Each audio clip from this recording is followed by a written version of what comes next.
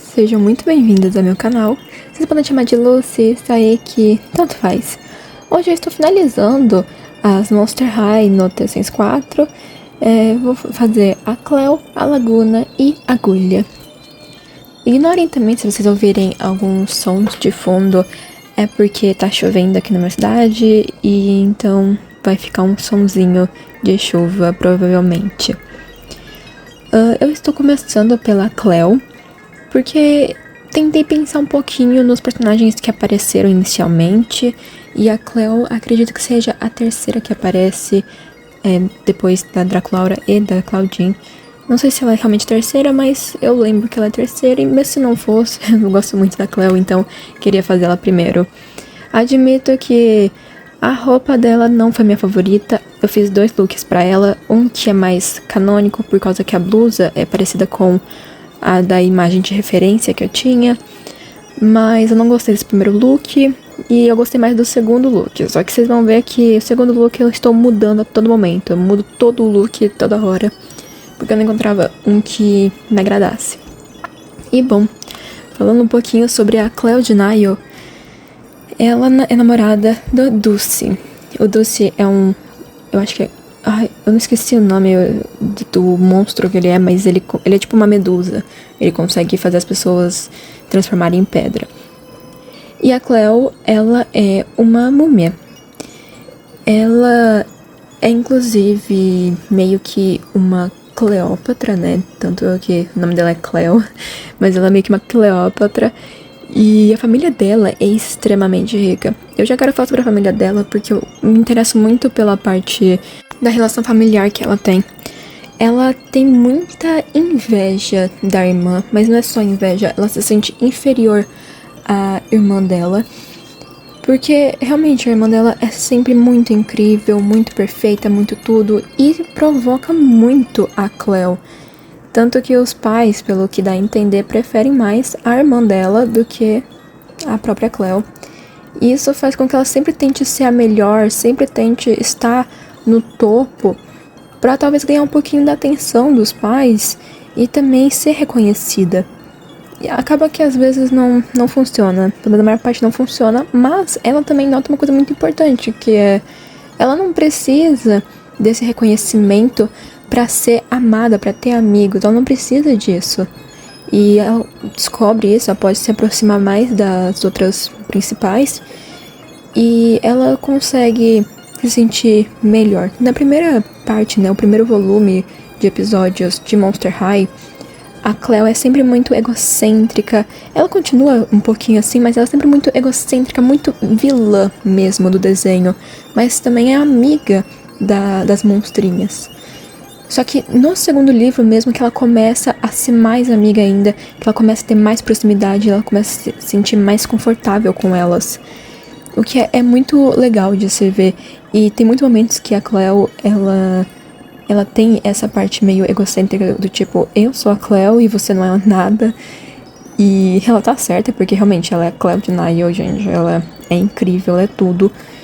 Mas ela tem sempre esses momentos, só que ela melhora muito, dá pra perceber a evolução dela durante os episódios. Então, eu gosto muito dessa personagem. E uma coisa que, pelo menos eu gosto, é que na atual geração de Monster High, ela tem alguns conceitos bem interessantes, né? A personagem da Cleo tem alguns conceitos interessantes, como uma múmia. Como, por exemplo, ela ter que andar com os órgãos engarrafados por perto, porque senão ela pode ficar... se não me engano, ela pode acabar... se ligando, digamos assim. E eu gosto desses conceitos, mas tem outras coisas que eu não gosto, como, por exemplo, o Dulce e ela não estarem namorando nessa nova parte do desenho, nessa nova geração, sendo que pra mim eles são um casal icônico. Como eu falei no último vídeo que eu fiz a Draculaura, esses dois são os meus casais favoritos, no caso, Draculaura e Claude e Dulce e Cleo. Eu prefiro ainda Draculaura e Claude, mas Dulce e Cleo são um casal icônico e é o casal saudável que tem no desenho. E é muito triste ver que eles acabam não tendo esse negócio de ficar juntos nessa nova geração.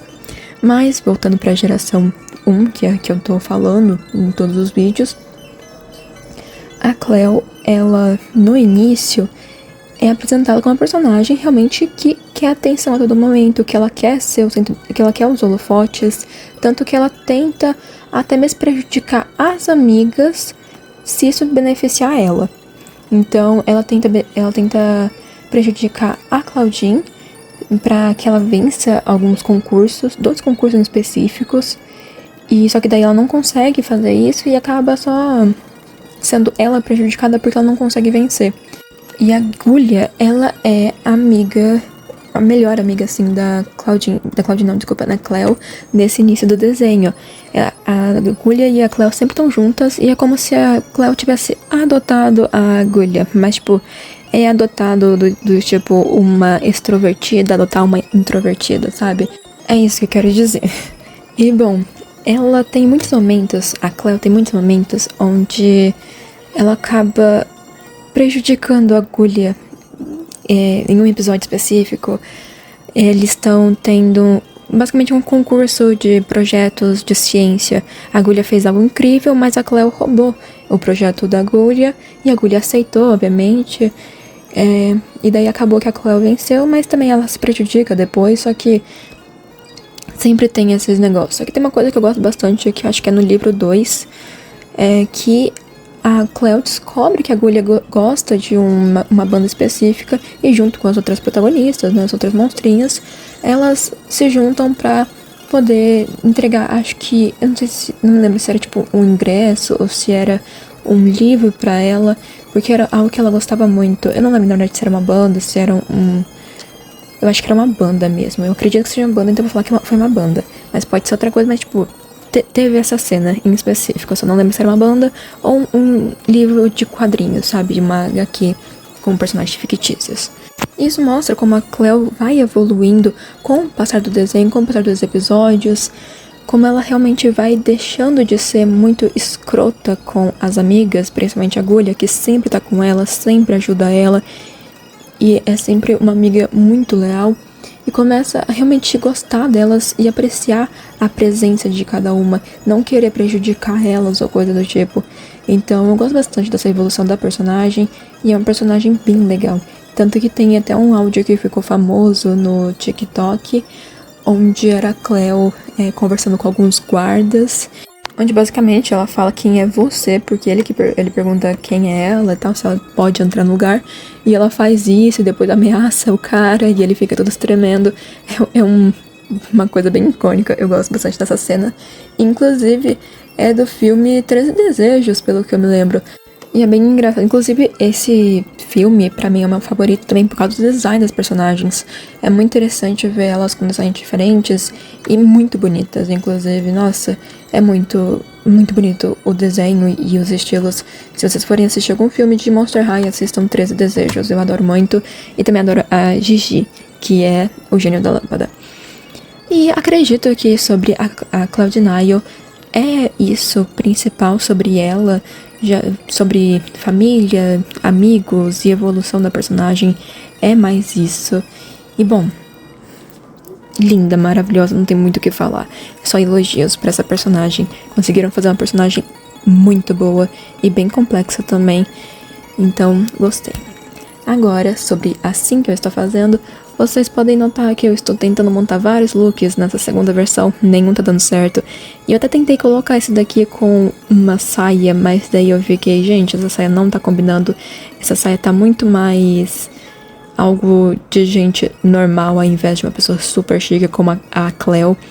E também eu estava constantemente tentando colocar bandagens nela, porque ela é uma múmia, então ela precisa de bandagens pelo corpo, ela precisa ter essas fitas, digamos assim, essas fitas pelo corpo, porque é o característico dela.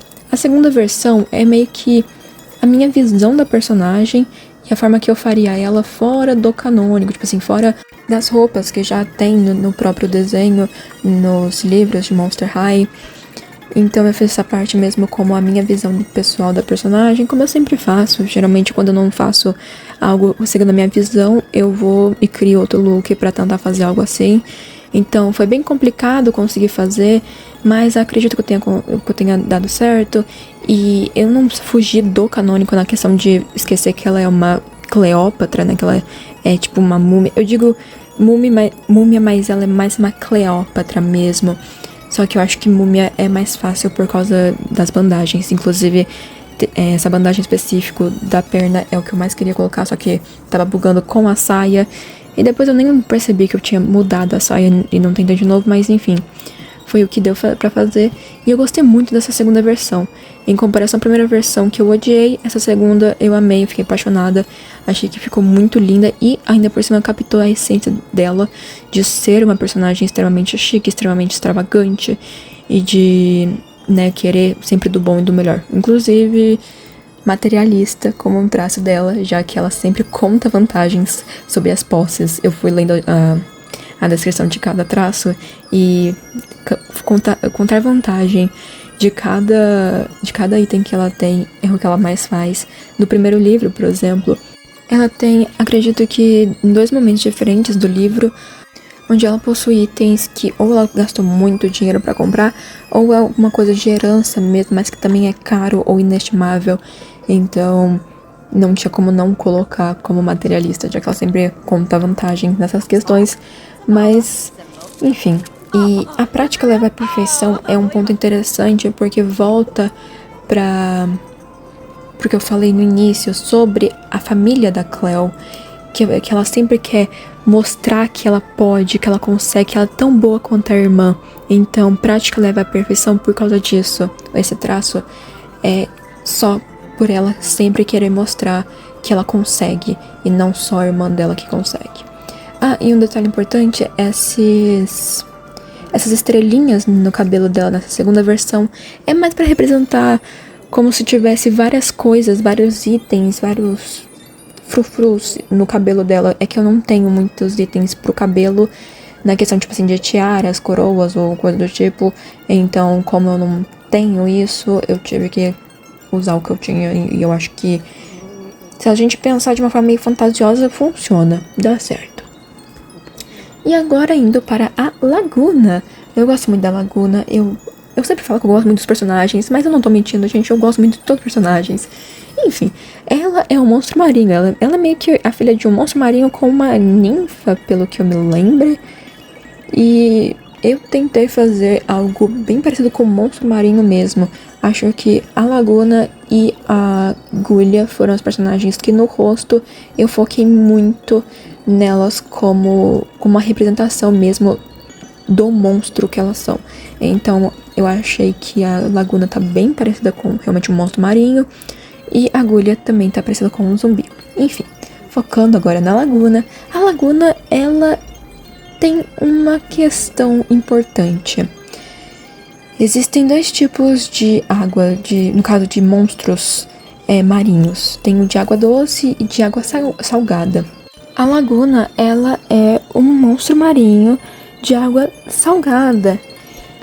E ela se apaixona por o Gil, acho que é Gil.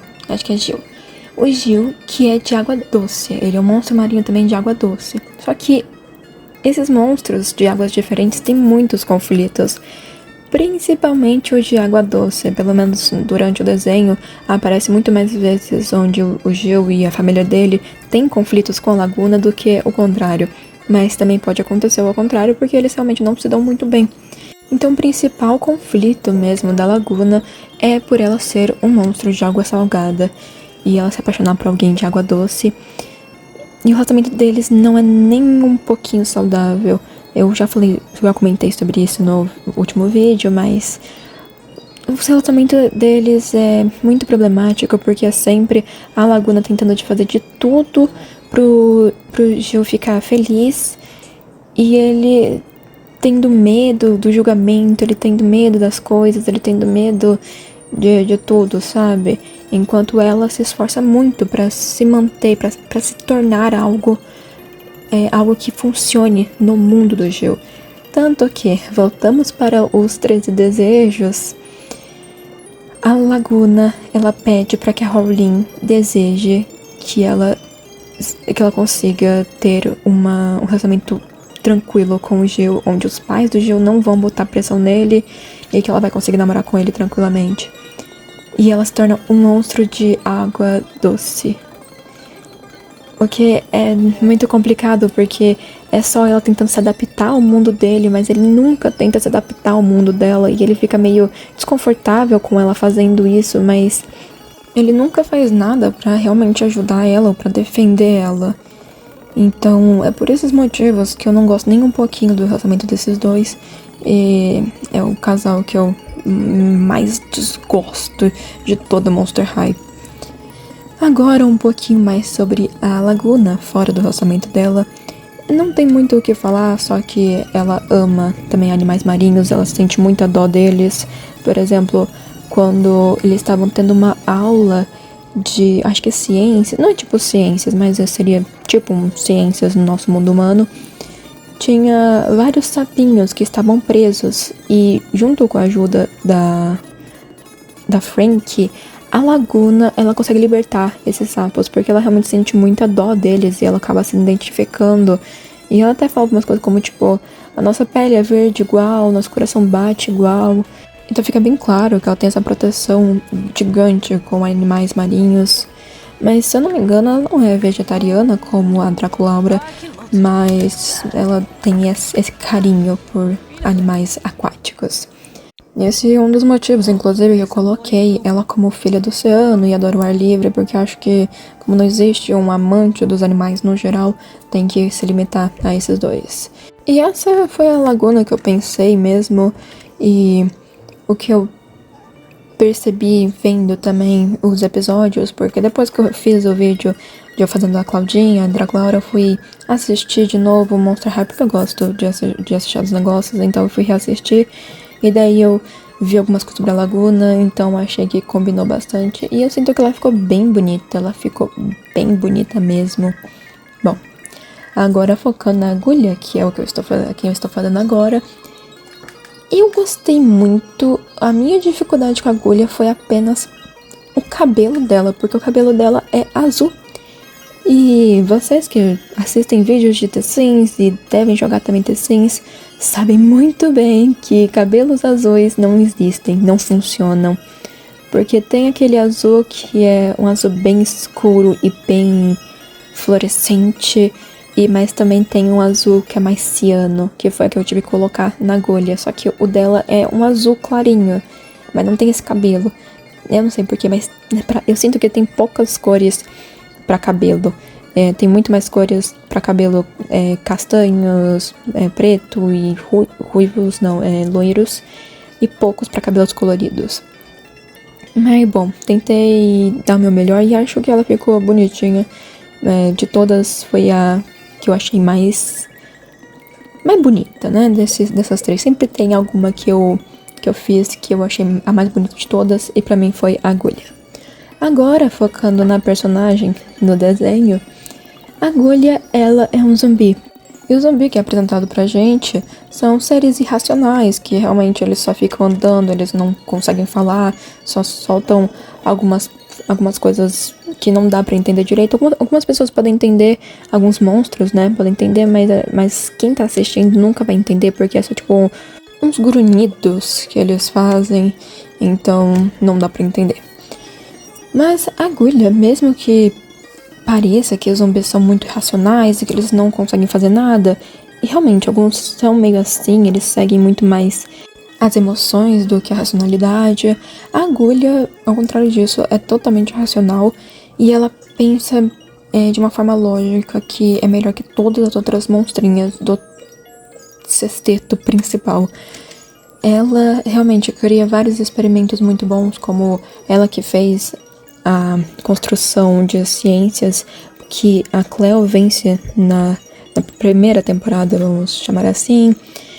Quando teve o filme que apareceu a Rebecca, ela é meio que uma construção, uma robô, e as meninas acabaram indo pro passado.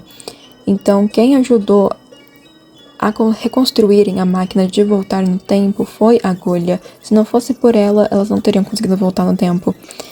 Então a agulha sempre tá lá pra manter tudo em ordem, manter todo mundo no devido lugar. E isso é a parte realmente racional do grupo, ao invés da emoção. Mas tem uma coisa bem legal da personagem, é que ela também mostra algumas complicações, porque existem coisas que não dependem da lógica. E ela tenta às vezes usar a lógica, mas não dá pra usar, como por exemplo em questão de sentimentos. Ela começa a gostar de um garoto que também é um zumbi, só que ela não sabe como agir direito. Mas depois ela consegue agir, ela só fica com medo e envergonhada inicialmente, mas depois ela consegue pegar o jeito e realmente fazer tudo funcionar, porque ela é ela mesma. Então eu coloquei socialmente desconfortável mais por causa disso, porque se não fosse por causa disso eu não teria colocado, teria pensado em outra coisa, mas achei que combinou e faz um pouquinho de sentido com ela, principalmente socialmente desconfortável na questão de se sentir meio desconfortável em falar que algo não tá muito legal, que não gostou de algo, como quando a Cleo roubou o experimento dela. Mas eu também fico numa corda bamba porque eu sei que ela também sabe se impor em muitos momentos. Então, não sei, talvez eu tirasse realmente esse socialmente desconfortável e colocasse outra coisa no lugar. Mas de início ficou desse jeito mesmo. E bom, como a gente já tá até mesmo nos traços, o negócio já tá acabando. Então eu queria agradecer você que ficou até o final. Se vocês gostaram, comentem, curtam e se inscrevam. E é isso. Um beijo. Tchau, tchau.